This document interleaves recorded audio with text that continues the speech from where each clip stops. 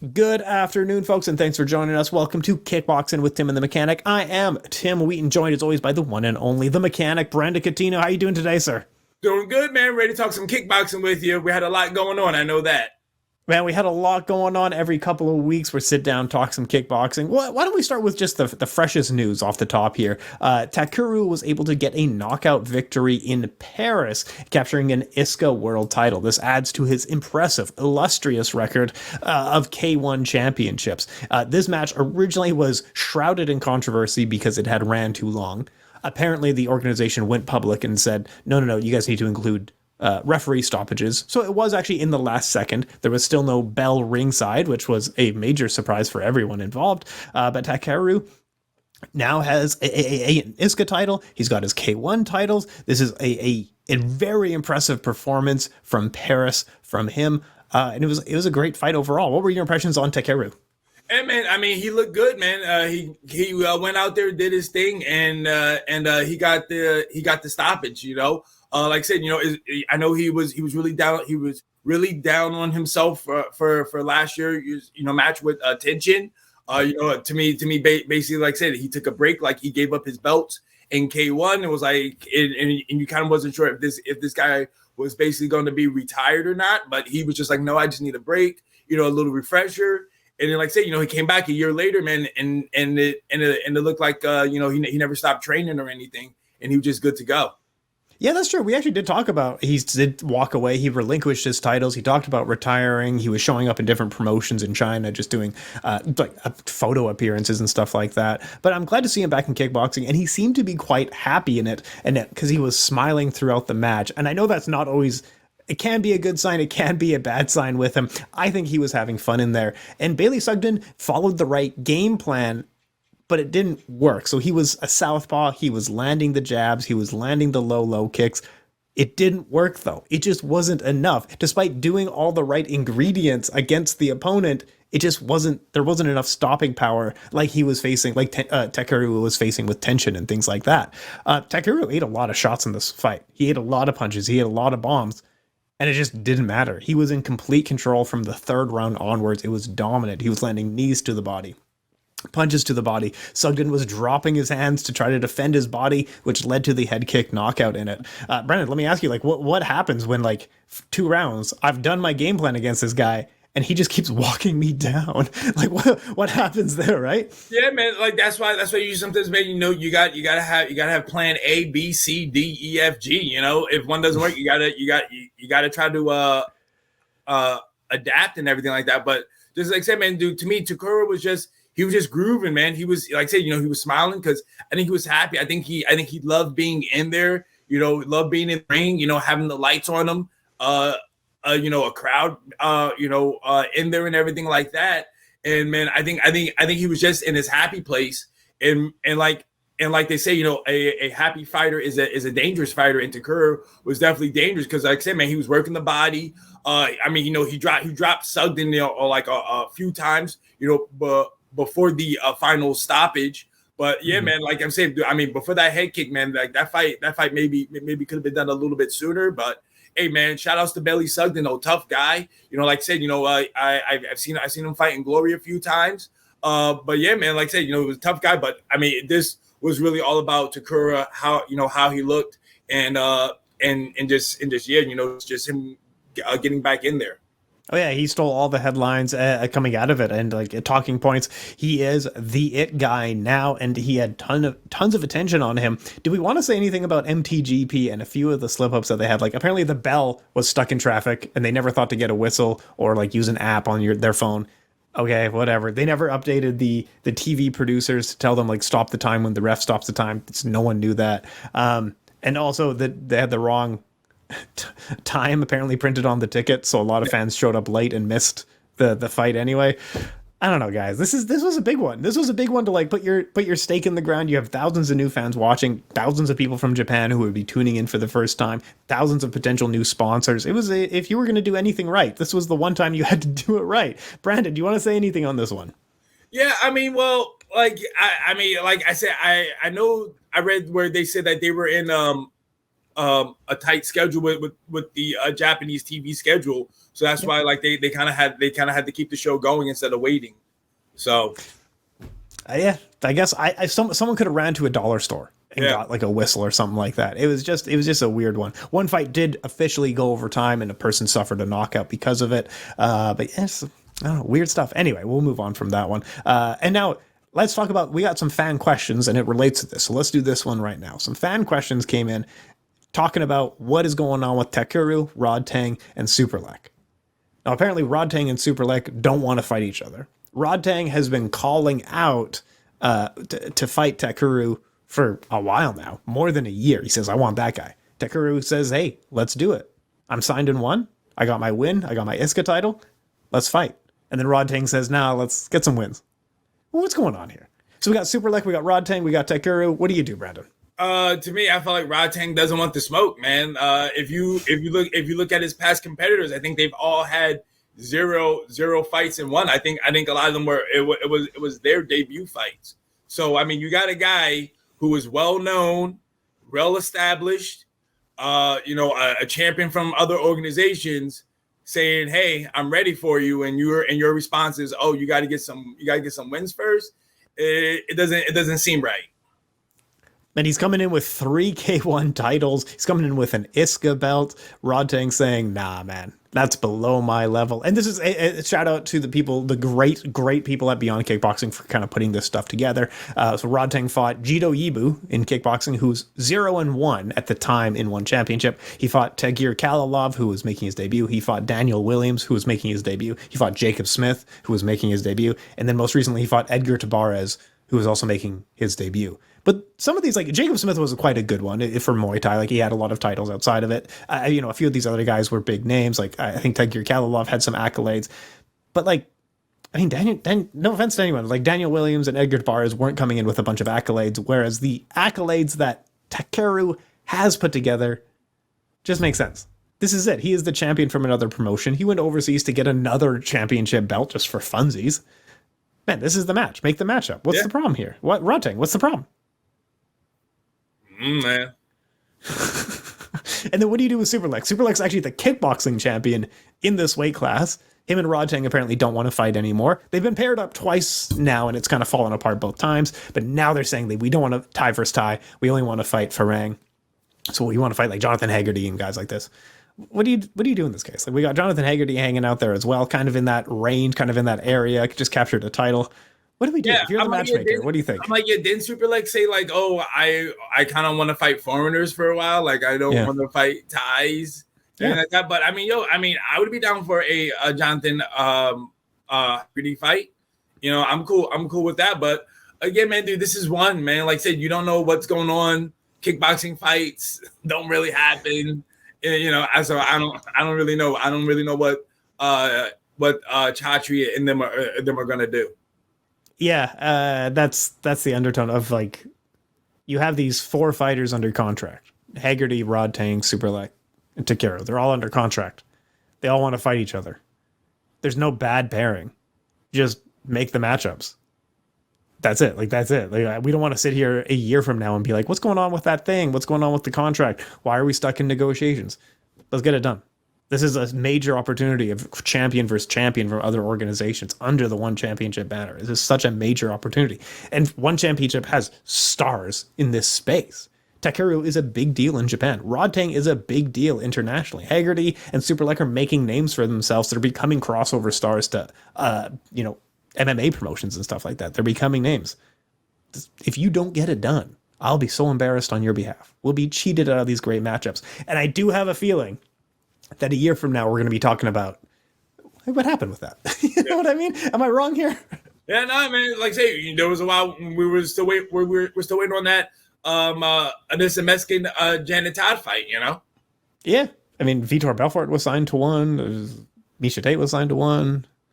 Sometimes things just happen now and again. So, but yeah, let's hope it gets done. Everyone wants it. Everyone's given the green light. Suddenly, Rodtang turns around and gives a red light, though. Come on, let's do it. Let's do it. And it's such a good time to announce some fights. But let's move on to Glory Collision 5. Man, what? Yep. Oh my God. There's some events I'm just never going to forget for the rest of my life.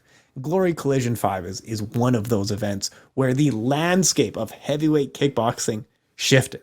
Antonio Plazibat was the it guy. He was Mr. Glory Kickboxing for the last 2 years. He was on a trail. He was booked against Rico, but they said, we'll keep you busy. Rico's injured. We'll do a we'll do a tournament to see who wants to fight you. It's one of your old teammates. It's a guy who doesn't have a ton of kickboxing. Kevin Tariq Cookie Osaro made it look easy. Now, Antonio Plazibat did break his arm in the first round, and then he fought like he broke his arm for the rest of the fight, and good for him for reaching the final bell, because my goodness, that was not an easy thing to do. But Cookie Tariq Osaro introduced himself to the world of kickboxing and entirely changed the world. I sent him a message on Instagram. I said, congratulations, you just changed the world. And he told me he's just getting started. Brandon Cuttino, what were your thoughts on this matchup? Yeah, man, like, it was a good fight. Man, like, Osaro looked real good, man. Like I said, it looks like he's getting better each time he goes out there. Like I said, I noticed something was up with Plazibat. I think I want to say either in the second or third round, because I'm looking at his arm and I'm like, I don't think he's throwing that thing. And it was always down low. And I was like, oh, he might be hurt, because I said I'm watching the fight and I'm like, he's not throwing his hand whatsoever. So I don't know if something's up. He was looking at it, and then come to find out, you hear after the fight, he's like, yo, I broke my arm. Now nothing I can do about it. Stuff happens. But man, shout outs to Osaro too, man, for getting the finish, getting the stoppage in the last round. Statement victory over here. I don't want to take anything away from him, and then let's see how he just keeps getting better, and hopefully him and Rico can mix it up. Maybe come October. Yeah, this is a good lesson that we learn over and over in combat sports, repeatedly in combat sports. If you have two stars who want to face each other and they've agreed to face each other, sometimes the best written plans just fall apart. We may never get Plazibat Verhoeven. That might be it. That might have been the opportunity, and it's long gone. But now we get Kevin Tariq Osaro versus Rico Verhoeven. We have a small heavyweight Grand Prix coming up to see who will be in the big heavyweight Grand Prix at the end of the year. So lots of things are going on in Glory, and good for them. They've turned a little corner here, and they're doing quite well. But yeah, I'm very much looking forward to the future of Cookie. He's a guy that I like. He's a guy that you and I have talked about before, of just like, he needs to put a couple things together and he'll be that much better. And then he put those things together, and look at him now on top of the world. Yeah, man, his combinations they were sharp as well, man. He had a lot of combinations going. He wasn't just throwing one punch or anything like that. But I'm saying he was just looking real good. He was looking real good. Just exciting stuff. Does it if you are a Rico Verhoeven, looking at this from a legacy, a step back perspective for a Rico, does a retirement fight against Cookie mean something different than a retirement fight against Plazibat? You know what I'm saying here? I mean, you're going up against the guy that beat the guy. Like Plazibat was the guy, and he lost to Osaro. So you don't know really where Osaro can go, because like I said, Osaro he beat Jafar Wilderness. That is no slouch right there. Of a name and anything like that. So I mean, to me, Cookie is on the rise. Yeah. Man, I'm so excited for the future of this man. He's worth checking out. He's worth watching his other fights that he's had in the organization. Just absolutely awesome stuff. We also had Tariq Kababez was able to fight back against Mo. I say it wrong every time. Momin, Amane. I know it's one of the two. Momin. Momin was winning this fight. He was looking really good for a couple of rounds until he got a little bit tired. He's only had that fight booked for like 4 days, 5 days, something like that. Got a little bit tired, and Tariq Kababez was able to get Glory Gold, a light heavyweight interim championship, because Donegi Abina had dropped out due to illness, and we'll get to that later in the show. What were your thoughts on the light heavyweight co-main event? I mean, it's like, I don't want people to think like yo, I'm hating on the man, but like I said, dude, this is just like, to me, man, Kababez, I feel like, is always in a title fight. Like, no matter what, this guy is. It to me seems like Glory's always trying to put gold around this guy's waist. Hey, man, shout outs to him. He went out, did what he was supposed to do. Like I said, man, he was bringing some heat. Like I said, he his opponent took the fight on like 4 days' notice. Shout outs for him for going out there. Man, he was in there for a while. I mean, the man took some body shots for sure, because Kababez was working that body, because I think he knew, like, hey, this guy's probably gonna be tired. Let's work that body and drain him some more. And that's exactly what he did. So I mean, hey, kudos to Kababez, becoming the interim champ, now let's see if he can unify the belts and become the undisputed light heavyweight champion. Yeah, but you are right about Tariq just seems to always be fighting for gold or top contender position or something like that. So he lost the one championship title fight that he was in, and then immediately he was put into the Glory heavyweight tournament, and then a little while ago last year he did fight Sergey Masloboi for the light heavyweight title, and then this was the interim heavyweight title. Now his next fight will be for the unified heavyweight title. This guy only has 3 wins in Glory. This guy has 3 total wins out of 7 fights. About half of his fights are with gold on the line. This will be his next fight is his 8th fight, and it'll be his 4th title fight in the organization. Yeah. Exactly. I don't know what it is, man. I don't know what it is, but hey, I mean, maybe he's a big star out there, man. I don't know, but I mean, I will say this, man. The dude always comes to fight, comes to bang. Oh yeah. He is he never puts on a boring fight. So, hey, I'm happy for him. He was real excited. His post-fight interview was very interesting, his words, but okay, so I had the sound off. What did he say? What happened? I mean, basically he was really just trying to say that that he is the real champion. His belt's the real belt. Abina has the fake belt, and when they fight, Abina is going to be fighting for Kababe's belt. Okay, whatever. I mean, you got to trash talk. We got to build hype somehow. I mean, some people have it. Some people don't have the trash talk gift. It is what it is. Yeah, I mean, I know his English isn't that great as well, because I mean he was saying some other stuff too, and I was like, okay, but it was basically a lot of F-bombs out here, and I think it really was like, hey, if you don't rock with me, F you type of thing. Hey, fantastic. We got a good guy and a bad guy going to the next title fight. These are things that I can follow. This is fantastic. Okay, great. Let's move down the card, though. We have Donovan Vise dominantly defended his middleweight crown against Serkan Ozkaglayan from Turkey. This was pretty much maybe what you and I had expected in terms of like one person comes in much wider punches, and the other person is a counter striker. It can work those openings and work the inside, and just all night Serkan's game played perfectly into Donovan Vise's game. What did you make of the fight? Dude, this was a masterclass by Vise, man. He just looked real good. I mean, combinations were on point. Defense, kept his hands up, high guard, and then boom, he would come in with the counter. Saying Serkan was only throwing one shot here and there. I guess he too apparently got hurt. He apparently hurt his I think his right hand. But I mean, hey man, still though, man, I don't think it would have mattered either way, man, because Donovan was just looking too good, too smooth out there. Agreed. And they made it like one of the modern martial artists, like Lawrence Kenshin, I believe, made a video about Serkan, and he was like, he's Gokhan Saki's cousin. He works with Badr Hari. He is the like spiritual successor to Mike Tyson. Bro, calm down. This is a little much here. I like Serkan a lot too, but that's a little much there. And we saw why. Is because those tools that he has a ton of power in his hands. He comes in with a lot of wide hooks, and he can put people down. But when it doesn't work, it does just look like a person swinging their hands, missing a lot of shots, leaving their hands open. And against the right opponent, we knew that someone would exploit him, and we saw that with Donovan Vise, right?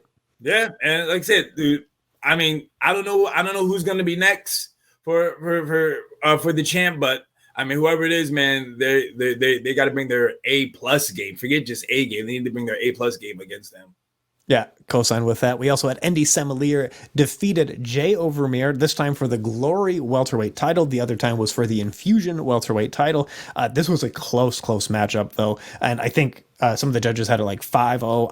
It's such a tough fight to judge. This was such a close fight. This was a closely matched fight, but overall, it seems like Andy was the better fighter out there. But honestly, if 3 judges had said 3 rounds for Jay here and there, yeah, okay, this is such a close fight, right? Like, what were your takeaways from this matchup? All right, so first, I just wanted to say something. So I know when we did the show, I picked Jay Overmeer to win, but I did want Indy to win the fight. I just thought Overmeer was just going to be too big for him this time around. A lot better because him was kind of in a close fight against Nabil. So I kind of thought Jay Overmeer would have took that fight and maybe do the same game plan. Now, on the fight, I was not upset like how some people were. I did think similar one. I just thought it was a closer fight. I think I gave similar rounds 1, 3, and 5, and Overmeer took rounds 2 and 4. I don't know what some of these judges were looking at, because I think round 4 was like clearly for Jay Overmeer, but for some reason they weren't giving it to him. Round 2 was the same thing of like, didn't Jay land like a knee that almost was a knockdown? And then I agree with you that some of those rounds were not endies. I still gave it to the champ. I still thought Indy won it. I don't know. I know some people I think maybe thought Jay did win that fight, but I mean, even after the fight, you kind of saw you saw Overmeer's reaction. He had a smile, clap, moved on. Like he didn't make a fuss about it, didn't make a stink about it, like how Nabil did. Because Nabil was like, yeah, no, I won that fight. Jay was just like, yeah, I don't know, type of deal. So, yeah. So I mean, I had similar winning, similar good, man. Like he came in there, had his combinations, was moving real good. But again, Jay Overmeer did his thing again. Like I said, I know he won the rounds 2 and 4. So I think 4 he was a little more aggressive. And that's why I think that did him well. But I mean, hey man, the champ is the champ for a reason. He did what he had to do. Yeah, absolutely. And this might be one where if you were sitting ringside, things would look a little bit different than what they look like on TV, kind of thing. And that's completely reasonable. That's completely fair. So the judges who were ringside may have been seeing it quite different than we were, but I do feel like the right man won in that match. And even if you were out here saying like that was a robbery because of this, it's not a robbery. That was such a close fight. That was a really close fight, and it was a well-matched fight. But the welterweight division is so stacked and so busy. Hopefully we see these two rematch in the future, because I would pay to watch it. I am all about that. Let's move down the card here. We had actually, I'll just highlight one of the fights. Nabil Kachab. What a absolute masterclass this was in the heavyweight division. This guy came out, just complete control the entire fight, made it look easy. He's just putting it all together out there. But Brandon, I'll throw it to you here. Who else did you see on the card that you really liked? Oh man, dude, I can't remember his name right now. Man, the middleweight, man, knocking teeth out over here. Michael Boa Peña. There you go, Boa Peña. I don't know why his mind it was in the mind blank. Yeah. I mean, dude, his opponent, I don't know either, man. Boa Peña got some power. Or man, his opponent needs a new mouthpiece, because my man straight just got popped, and he was like, hey, and then teeth were coming out. I was like, yo, craziness. Like I said, dude, you can always expect something from Glory, man. Glory always puts on good shows, but there's always something, man. Something crazy always goes down at a show. And like I said, to see that go down, like, wow, man, you feel bad, for his opponent. Hopefully he has a good dental plan, and they can take care of his teeth for him. But that's the funny thing, like, the more you learn about that, the grosser it gets. He got his teeth knocked out. Oh, gross. They were apparently fake teeth already, because he got them knocked out before. But he quit the fight because he accidentally swallowed some of the teeth. It just, that's so much worse than I expected. Yeah. So, yeah, I think Boa Peña probably is going to be the next guy.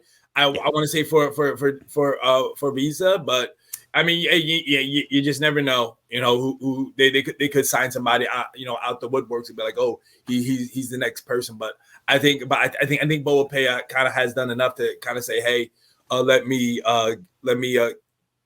get the next crack. I agree with you on that. I think he's done enough, and he's done highlight reel wins. And Ulrich Bokemi is a very good win. That's a proper good win for the middleweight division there. That's another top 10 guy. But yeah, Michael Boa Peña is cleaning it up. Anything else on Collision 5 before we move forward here? Nah, man. Just I think all around good. Good fight. Good fight card, should I say? It was cool to with that Rico and Bowder come in and do their whole thing about their House of Glory, the show that I didn't get on, but that's another story. But that's cool. And they announced their next two events. So we got Glory 87 coming, we got Glory 88 coming, which we already knew about Glory 88, but at least they finally announced when Glory 87 was gonna be. Yeah, Glory 88 will be Badahari versus James McSweeney, and also confirmed for that card will be Tiffany Van Soest will be in a rematch defending her title against Sarah Musadek. Glory 87, we now have a date and location, and they're saying it's the heavyweight tournament semifinal. Now that is one of the fan questions, so let's go right into it. If you were filling in, thank you for writing in, thank you to the fans for the questions. If you were filling in the 4-man tournament for Glory 87, the winner will get to go in the big Grand Prix at the end of the year. Who would you put in these brackets? Now, Wikipedia has 2 entries, and I heard from insiders this morning that those are completely made up. And apparently, according to those fighters or their managers, that's not confirmed at this point, or they didn't know. They haven't been informed yet. So, Brandon, I'll throw it over to you. 4-man tournament, Glory 87, the winner gets to fight in the big Grand Prix. Who do you have? I mean, the only person I know for sure who I want in there is Levi Richters. Yeah. Man. I haven't seen that guy in a while. He's somebody who I would definitely want in there. I'm trying to think because I would love to see him. I would love to see him in the Grand Prix, but I don't know if he would really do the tournament. And plus, I'm not sure which weight class he's fighting at.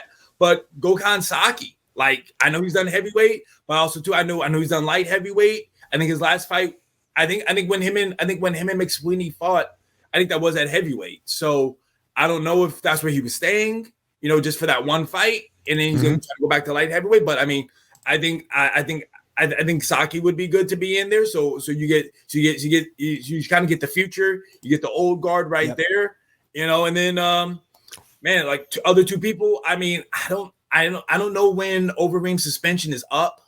Because I know he's on suspension, so I don't know what that is. I mean, I've seen photos of him. My man is looking slim. That's all I'm gonna say. He's looking slim these days. He's looking slim.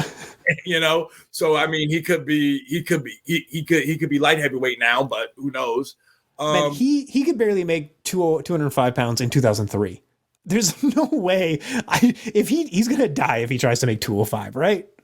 I mean, he's looking slim, man. I don't know what he's weighing now, but he's looking real slim these days. You hear the rumor, so because Anderson Silva was talking to Ryzen as well. People are thinking, are they trying to do an Overeem Anderson Silva? That's the rumored fight that people were talking about. Gotcha. Yeah, I mean, like I say, I know Silva used to fight at 205, did a couple fights there, so I don't know if they're trying to do a middle thing, maybe like a 215 fight for those guys. Great. But yeah, I mean, but going back to the Grand Prix, I mean, besides Richters and Gokhan Saki, that's really kind of the 2 names that really kind of got, because I don't know Overeem's suspension status. Also, I don't know Jamal bin Sadiq's suspension status, because I want to say one of those guys, they got to get in there as well. So yeah, you kind of ran into the same problem that I was having, because this one, Glory 87, is a small tournament. The winner gets to go in the big Grand Prix, but every name I was picking, I wanted to see in the big Grand Prix. This is just 4 guys who one can qualify, so it makes it a lot different on that discussion. So I'll tell you some of the names that I picked that I want to see in the big Grand Prix. One of them is the Infusion heavyweight champion, Martin Terpstra.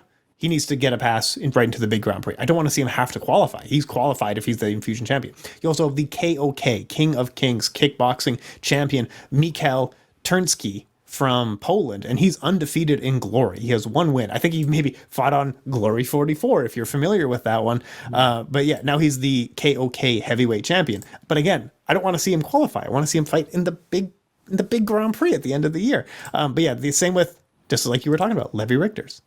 He's top 5 in this division. He probably should get a pass. But as for it, if people are going to force me to pick for Glory 87, let's do Nordine Mehedin, Sofian Ladouni, Nabil Kachab, even though he says I'm probably not in it, would be a good one. And then, I don't know, let's just pick the Infusion contender, Abdurrahman Barkuch. Perfect. We got 4 guys who maybe need to qualify for that next level. And then we got a bunch of other guys who should be getting a pass to the big Grand Prix. Does that sound reasonable? All right. Yeah, that makes sense. Like, I actually forgot about, another person who I was thinking too was, he kind of got stopped. So who knows? I was thinking you probably want to see, what's him get back in there. But I can't remember my man's name right now. Was he in the last one? Man, no, he was supposed to be. Well, I can't remember. Oh, Tavares. There you go, Luis. Tavares. Oh, Luis Tavares. How did we both forget Luis Tavares? He's a good guy. Well. I mean, he did just recently fight and he got stopped. But Yeah, I mean, he's still somebody who can maybe bounce back. Well, especially because Glory likes Luis Tavares. He's always showing up to press conferences. He's always a top contender. But I feel like the gentleman who defeated him was Bahan Raha Bezde. Oh, I'm so sorry, everyone. Bahram, who defeated him via knockout. He has to be in the Grand Prix at the end of the year. That's his qualifying match. He's made it, right? I think that guy actually is a light heavyweight though. I think he just moved up because it was a short notice fight. Like, so I think they both fought at heavyweight. So I don't really know. I want to because that's why, like, when I saw that fight, I was like, wait. I thought Tavares was dropping down to light heavyweight, or he moved up. I think he moved up. I don't know. Man, that's even worse. So like we got some light heavyweight moving up to fight Luis Tavares at heavyweight, and then he loses. But yeah, Bahram Rahabzadeh. He's a killer. He's looking really good. He's on a 1, 2, 3, 4, 5, 6. Didn't he fight like Glory Rivals? Was it 5 when they were in Mexico? Wasn't he on that card? Something like that. He's doing Glory Rivals. He fought Luis Tavares. He fought 3 weeks later and won via head kick knockout. He's now on a 1, 2, 3, 4, 5. He's now on a 6-fight knockout win streak at this point. Man, where's my love for Bahram? Get this guy in the Grand Prix this year, right? Like, this is great. His only loss is to Sergey Mastoboyev in 2019. That was a while ago. Get some love for this guy. He's going to win the whole thing, maybe. Yeah, man. We shall see. We shall see who they decide to put on. Hopefully they start doing some announcement for that card too. Awesome stuff. Oh, and how about the other gentleman? Because the weird thing about Cookie Tariq is that he won the Road to One, or he was fighting in the Road to One tournament, and then Glory signed him. And same with the Road to One with Reese, the Bruiser, Brunadel. He was fighting in Road to One, and then Glory signed him as well. But yeah, Reese the Bruiser Brunadel from the UK, another really good addition who maybe should be fighting in a qualifying Grand Prix at Glory 87. That'd be a really good pick there. That's a fun one. But yeah, lots of good options here. There's so many good heavyweights around Europe that we can all put in there. Infusion and KOK, grab some of those guys, grab Bahram and the Bruiser. It's going to be a great tournament. Okay, let's move forward here on to what was going on just a few days ago. These one Lumpini fights. It's just... creme de la creme as to what's going on here. In the main event, this was one Friday Fights 22 out of Lumpini Stadium. Prajanchai was able to earn the interim strawweight Muay Thai world champion by knocking out the legendary Sam A. Gyengadao in the second round. What were your thoughts on this matchup? Because it was a banger. Hey, man, I just want to say, shout outs to Sam A, man. Big props to him for going out there, trying to do his thing, man. But hey, man, it happens in the fight game, man. You get caught, and he got caught. Shout outs to the new interim champion as well, man. Dude, I mean, like you said, it was a banger, man. Both guys were coming in there, trying to stop each other, trying to just basically, man, throw some bombs and drama out here, But yeah, man, it was a good fight, and like I said, it just wasn't a Sango's night. That's all. Absolutely. Prajanchai is now the interim title. Since losing his title to Joseph Lasiri, he's defeated Compat Fairtex and Sam A. But the way that he's looked in this fight, I like Joseph Lasiri. I'm like Joseph Lasiri's only fan, apparently. If he had an OnlyFans, it would be me. But seeing how Prajanchai is fighting, he's got to defeat Joseph Lasiri in the rematch, right? And again, I really like Joseph Lasiri. I mean, he's looking good. Like I said, man, I think after that loss, he changed. I think he changed his game. I think he's become a little more aggressive, and like I said, man, he's stopping people now. So I mean, I wouldn't be shocked if that's the rematch, because like I said, I mean, he did have two. He does have 2 wins, 2 fights, 2 wins. So yeah, I mean, why not? I mean, who else is there for the sorry to fight? That's absolutely. It was just, I completely agree with you. In flyweight Muay Thai, Superlek was able to defeat Nabil Anane in the first round, despite quite a height disadvantage. Anyone in the know knew like Superlek was going to win this fight, but what were your thoughts on it? No, Superlek being Superlek, man. Superlek, good. That's it. Like, I mean, this is why we want to see him against other killers. That's why we want to see him against Haggerty. We want to see him against Rodtang. We want to see him maybe down the road against a Takeru. If it can match up. But like I said, man, we want to see the best fight in the best. And like I said, this was just to me a stay busy fight for him. Yeah, and I agree with him, and good for him. Stay busy fight, get paid a little bit more. Sexan is into like, what is this, like his 5th fight of the year, 3rd fight of the year? This guy's at wars constantly and taking home fight of the night bonuses. His kids are covered for university. He keeps saying, I'm giving this to my kids' education. How many kids' educations are you paying for, Sexan? Like, take a minute. Anyway, he defeats Nathan Bendon via unanimous decision. Another war for him. Just ridiculous. But now he's at 4 wins in 1 championship. Each one of them have been insane. Mr. Cuttino, what do you think? Yeah, man. Like I said, dude, to me, he's your as they call TV fighter. You know, he's the guy. Yeah. He's the guy you put on the screen. You already know entertainment's coming your way. Sit down, have your popcorn, don't leave. You never know what's gonna happen. And I mean, he didn't disappoint this time. He got the W. Like you say, you know, that's 4 wins in a row. You never know. He could be kind of sniffing around a title shot maybe soon. You know, maybe one more fight. You know, but yeah, like I said, man, he's been looking real good.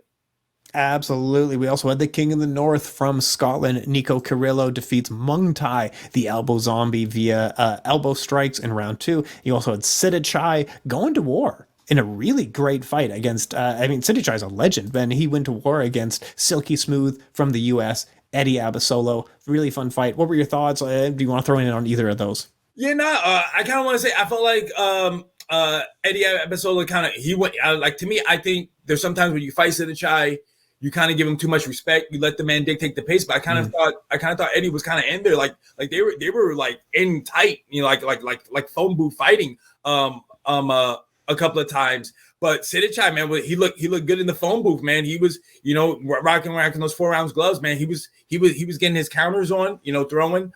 But yeah, man, it was a good fight. You know me, man. I'm always a fan of Sida Chai. But yeah, man, that was a good fight. Fan of Sida Chai and fan of Eddie Abasolo, to be fair. Like these go back a ways here. But yeah, one Friday fights 22, just always a banger up and down the card here. Does that mean fan questions is next, right? Yes. Even though we've answered most of them at this point, but let's get into fan questions. Superlek, impressive win on Friday. Rodtang has to be next. All right, we did talk about that. Takeru, Superlek, or Rodtang. All right, we talked about that. How do you start a major kickboxing event without a bell? I'll give you 2 seconds for that one, and then I'll move to the next one. Yeah, I mean, I don't know how. Like they said it was on the France department. You know, the people who were covering. So I mean, it wasn't on the promotion. It wasn't on ISKA. It was on whoever else these other people were that was in charge of everything else. So, I mean, again, I don't know how you don't have a backup plan. Like, say you can't just run around and get a whistle or something like that, like you said. But you know, I don't know. But also, I remember them say like they were gonna wait, but they were also on Japan's tight TV schedule because again, like you know, because you got Takeru on there, so I guess they had a certain time slot to get it on. So. Yeah, I mean it's not easy. It's not like they knew. I mean, I don't know. It's just such a weird thing of like, man, if amateurs can do this out of some gym in the middle of my hometown, you know what I mean? Anyway, let's move forward here. And the next question: should a champion like Donegi Abina be able to cancel a fight when they have a stomach bug? Don't you set a too low of standard to cancel a fight? So there's a little bit of subtext I feel like to this question. So if you have a stomach bug, should you be able to cancel a fight? Yeah, absolutely, of course. Man, he's going to crap all over the ring. And like this has happened in other fights, but he's not healthy enough. He is not in good shape. And especially when you're risking your actual mental health, your brain damage, all this stuff like this. Yes, if those things are on the line, you want an athlete to be at 100%. But I think the subtext of the question is he faking it? Is this guy lying about it? Because he canceled on like Monday. He said he's been sick for like days now, but like by Saturday, maybe his stomach bug is okay. I don't know. Brandon, throw me your thoughts on this one. That was something that kind of threw me off because it was like, oh, food poisoning, but it's Monday. But you maybe could have been fine by Friday. But I mean, because he's a light heavyweight. So I mean, maybe the food poisoning would have helped you make weight a lot easier. But I don't know. But that's the thing is though, I don't know if maybe I don't know the whole story. Like, I don't know if he canceled, like, because if I was him, maybe what he did was he was like, hey, Glory, I'm not feeling well right now. So this way they give themselves time to maybe have a backup fighter just in case. But they were just like, hey, you know what? Let's just scrap it. We'll just have the backup fighter come in now and we'll just have this fight go on instead of waiting till like the last minute to say, hey, we have a backup fighter. But but to me, it's like, yeah, dude, if a person can't fight, they can't fight. It's you've seen people go through weight cuts, they weigh in, then boom, the next day, the day of fights, they got cramps or whatever, and they can't fight, and fights get canceled that day. So I mean, at least this way, he gave people, the time on Monday, say, hey, I got food poisoning. It is what it is. I mean, I never had it, so I don't know how long it takes for you to recover. So I'm not gonna judge. But yeah, like going into an extremely athletic event where your mind and body are on the line, like you want to be 100% for these kinds of things. You know what I mean? Yep. But was he faking it? Was he maybe okay enough? We don't know. We're not the doctors. We don't know. But I would rather fighters fight at 100% and not be getting injured or not taking knocks when they don't need to be taking knocks, especially when a world title's on the line. Yep. But yeah, that's just me. But I think a lot of people, I mean, if fans of Tariq Kababez are an excited, passionate bunch who are willing to say, like, hey, you're faking it. Get these things on Instagram. We also had a question from one of our favorite listeners, from the Mac Tyson.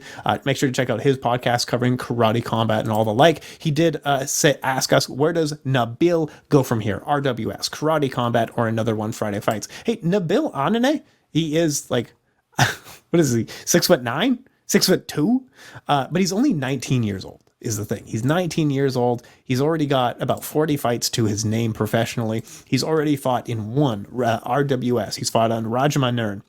He's fought in Pet Yindi and Rangsit. He's fought pretty much everywhere you can in Thailand, but he's only 19. Of like, where does he go from here? He can do all those things. He can do in karate combat. He can do RWS. He can come back to one. He can do boxing suddenly. He can go in the UFC. 19 is a long ways to go in a career, right? Yeah, I mean, you say he's 19, he's young, he's out from Thailand. I mean, he could maybe go to K1. He could go to K1. They've been a lot of Thai fighters lately. So he could there, kind of be a little closer to home type of deal, being in Japan. But hey, like I say, he could maybe go back to one if they're shelling out money for him. But yeah, I mean, to me, that's good. He's 19, he has plenty of options. So you got to see. I guess you got to go where the money is. I completely co-sign with you on that. I mean, Nabil Anane, good for him. He's looking really good. He's one fight removed from his WBC championship. Fought Superlek. No shame in losing to him. But yeah, that's it. I mean, what else do we got to cover off today? We got Glory. We got Takeru. We had one championship. We got some Nabil. We even mentioned karate combat. So some of our listeners are going to be pumped on that one. What else do we need to cover before we head out of here? No, man, I think that's really kind of it. What's really been going on. I mean, we got we talked about the Tiffany Van Soos fight being announced, and you got K1 that's gonna be coming up with some new fights soon, because I know my girl Kana will be fighting soon. I think that's the 17th. So, so I think or the 16th, something like that. Whatever it's gonna be, we're gonna be covering it here. Let me see if I can bring it up quick before we run out of time. June 30th. Let's go to July. Anniversary. So we got Rise coming up on July 2nd. We'll talk about that one. One Fight Night 12 is going to be on the 14th. K1 Grand Prix 2023 on July 17th. I think that's my local, so it might be 16th elsewhere in the world. Yep. But anyway, yeah, so that's going to be a big one here. Yeah, we're going to be covering that in the next few weeks. And also make sure to check out the Fighters First shop for all of your goods. We got all sorts of stuff from Brandon Mechanic. We got Kickboxing Collection. We got Bombs of Drama. We got all the good stuff. We got Cody Jerome's, who's just got moving up.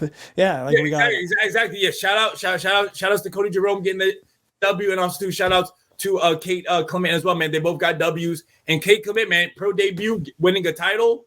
Hey man, like who else does that besides Lomachenko in boxing over here? It seems like.